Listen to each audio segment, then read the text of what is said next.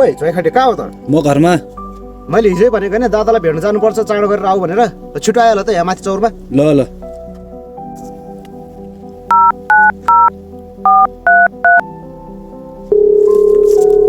Hello, हो चटर्के कहाँ हो? म यतै छु। लोप्सरले फोन गरेको थियो दादालाई भेट्न जाने भन्ने कुरा भएको थियो नि, जाउँ माथि चौरमा। ल ल आइहालेँ ल। ल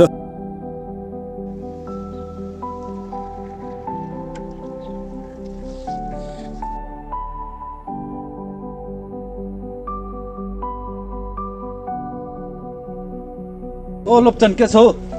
तँलाई मैले हिजै भनेको होइन झोइखाटे, गाउँ टाढा छ, अलिक बिहान चाँडो जानुपर्छ भनेर। त्यो त हो। चटर्के खै त चटर्के आइपुगेको छैन अझसम्म? तिमीहरू भन्दा अगाडि आइसकेमा चटक्क पारेर। बज्या त तर्साएर मरिहालिस् नि। हो भने बजिया त। चटक्क पारेर।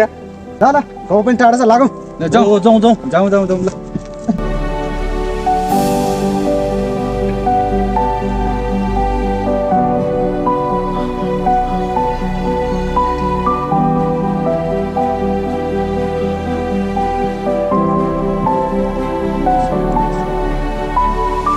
कति भन्नु भएन कति अब काम पनि गर्न आएको मलाई के हो तिम्रो कामले भनेर कति मलाई के हो भरे के अरे सङ्ग्रह छौ अहिले म फोन राखेँ है। अनि केटा हो के हो तिम्रो हाततिर आएको छ त के भयो? गालतिर पनि पुरै डामे डाम तिम्रो। हामी तल प्लटिङबाट फर्किने थियौँ सर, अचानक केटाहरूले हमला गरे। हो सर, केटाहरूले यस्तो पिटे नि सर। केटाहरूले चुडाइ मात्र खाएर आयो कि खुवाएर पनि आयो तिमीहरूले? कुट्न त कुटे सर, त्योहरूको 4-5 जना थियो, हामी नसकेर भागेर आयो। कमरा हो तिम्रो यत्रो त ज्यान भएर पनि त्यो केटाले केही गर्न सकेन? के हो तिमीहरूको बार? यत्रो ज्यान बनाएर राख्यो, त्यो काम लाग्यो ज्यान?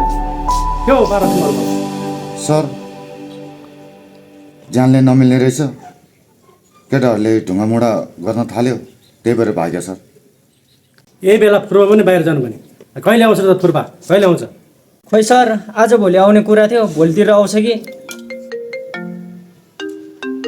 ल फुर्बाले नै फोन गरेछ यार।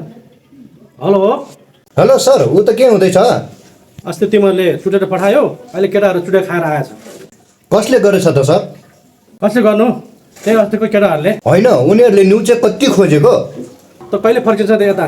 त नभएर मलाई टेन्सन भयो। म सामानहरूको म्यानेज गर्दैछु, सामानहरूको सबै सेटिङ गरिसकेपछि 2-4 दिनमा फर्किन्छु। ल ल ल, जे म्यानेज गर्नु छ गर्नु, म्यानेज गरेर छिटै फर्किनु। Okay sir. ल तिमीहरू पनि बाहिर नजानुहोस् कि भित्र गएर बस। फुर्बा आइसकेपछि हामी मिलेर जे गर्ने गरौँला। हस् सर, हस्।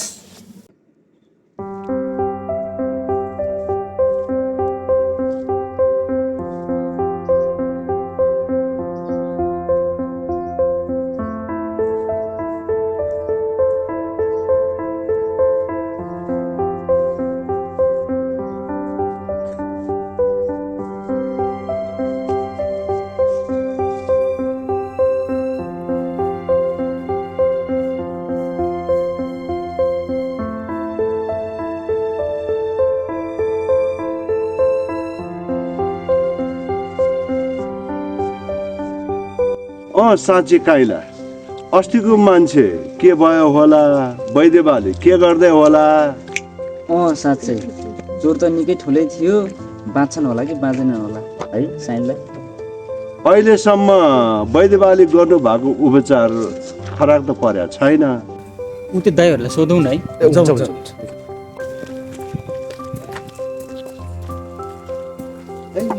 कुलसाङ भन्ने गाउँ कहाँ पर्यो होला? कुलसाङ भन्ने गाउँ त यही हो। के कति कामले होला हजुर? ए यही हो, धन्न ठ्याक्कै ठाउँ आइपुग्छ है चटर्के। हो त नि, वैद्य बाकोमा आएको हाम्रो दादालाई त्यहाँ उपचार गर्दै हुनुहुन्छ अरे। हो हामीले नै अचेत अवस्थामा भेटेर वैद्य बाकासम्म पुर्याएका थियौँ। ए हो र? त्यसो भए हामीलाई वैद्य बाबाको घरसम्म पुऱ्याइदिनु नि त। ए हुन्छ नि, ल जाउँ जाउँ। ल जाउँ न, जाउँ।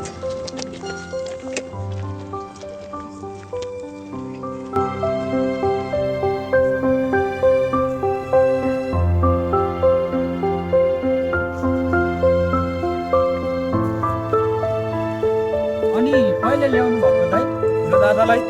आज 3 दिन भयो भाइ। ए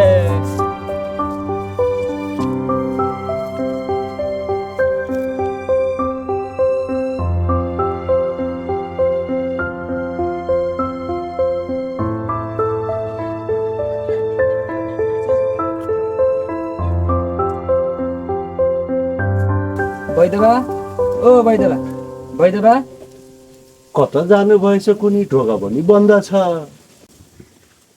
यता घरमा पो हुनुहुन्छ कि? यता त कोही पनि बस्नुहुन्न त। कता जानुभएछ त? बैदेबा ए बैदेबा बैदेबा को हो? म बाहिरतिर छु। ल ल म आएँ। ए को आउनु हो? के भयो? नमस्कार वैद्यबा। नमस्ते नमस्ते। के भयो र साइला काला? उहाँहरू को हो नि? उहाँहरू अस्तिको बिरामीलाई भेट्न आउनु भएको रहेछ। अनि हाम्रो दादा कता हुनुहुन्छ त वैद्यबा? भित्र छ बिरामी, भित्रै जाउँ। भित्रै जाउँ जाउँ जाउँ जाउँ।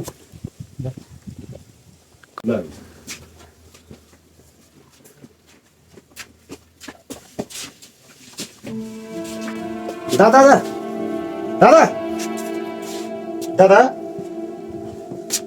दादा दादा दादा के भयो तपाईँलाई? आँखा खोल्नु न। दादा उठ्नु न दादा, दादा उठ्नु न। कराएर फाइदै छैन बाबु, यिनको होसै आएको छैन। अनि वैद्यबा हाम्रो दादाको होस कहिले आउँछ त? औषधि गरिदिएको छु, चोट निकै ठुलो छ, त्यसै भन्न सक्दिनँ। भित्र ठाउँ सानो छ, बाहिरै बसेर गफ गरौँ हुन त वैद्यबा। हुन्छ हुन्छ बाबु, बाहिरै जाउँ। बाहिर जाउँ बाहिर जाउँ जाउँ बाहिर जाउँ। बाहिर बाहिर बस्छौँ बाहिर बस्छौँ।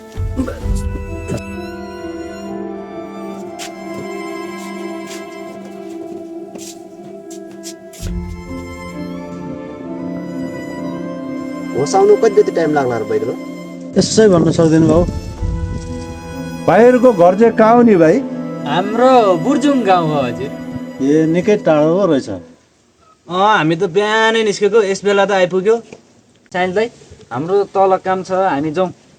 हो त नि है भाइ।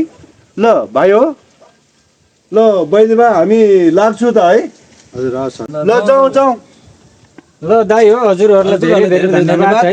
हाम्रो दादालाई यहाँसम्म ल्याइदिनु भएकोमा। ठिकै छ, यो हाम्रो कर्तव्य हो।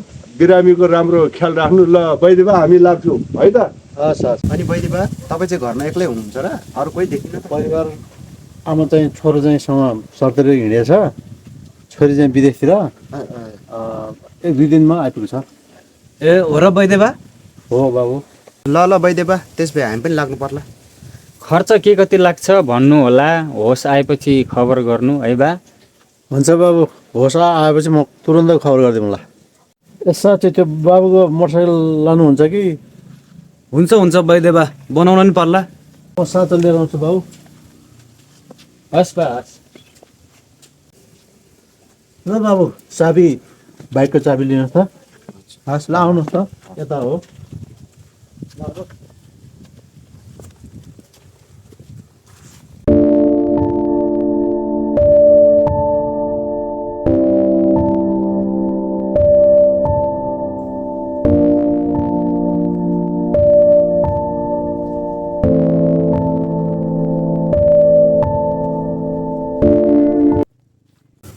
बाबु बाइक यहाँ छ। ए हुन्छ वैद्यबा। चटक्क पारेर ल लागौँ केटा हो, उता काम नि छ। ल त वैद्यबा, तपाईँलाई धेरै धन्यवाद छ। होसमा आएपछि म खबर दिउँला बाबु। हस् त वैद्यबा, हामी अहिले लाग्छौँ।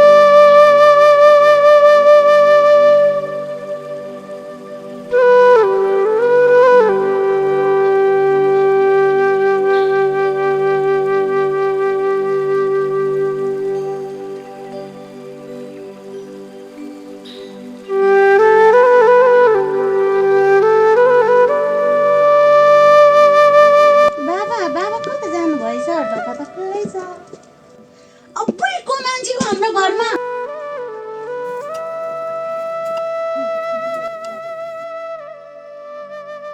बाबा बाबा कता हुनुहुन्छ के तपाईँ कहाँ जानुभयो छोरीको आवाज जस्तो सुन्छु छोरी म यता बारीमा छु ए छोरी तिमी आइपुग्यौ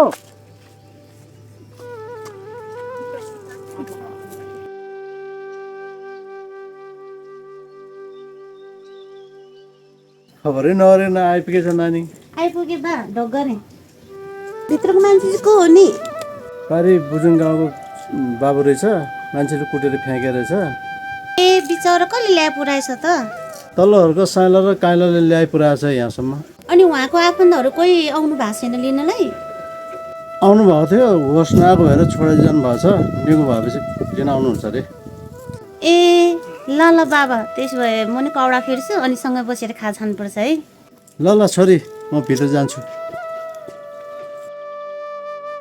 औषधि खुवाउने बेला भने भएको थियो बारीमा जानु पर्ने छोरी ए छोरी यो औषधि भित्र लगेर एकछिन राख्नु एकछिन पछि खुवाउनु है नानी हस् बा बाबा बाबा बाबा एकछिन पर्खिनु न के भयो छोरी बाबा बाबा कौडा त निकै फोहोर भएछ नि पछाडिपट्टि रगत लागेको थियो एकछिन पर्खिनु है त बा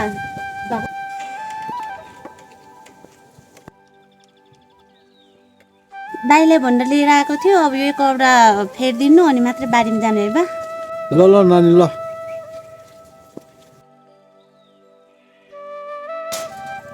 ल छोरी म बारीतिर गएँ त्यो औषधि पनि खुवाइदिनु पट्टी पनि फेरिदिनु है नानी हस् बाबा हस्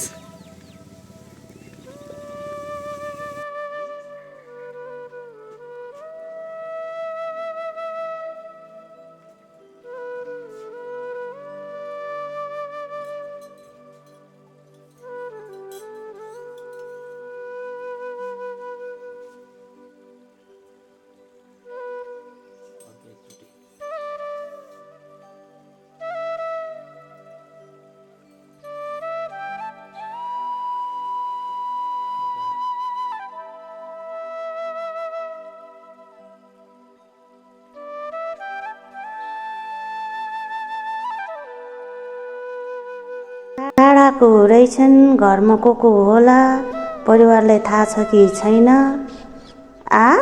जेसुकै होस् म पनि के सोचिरह होला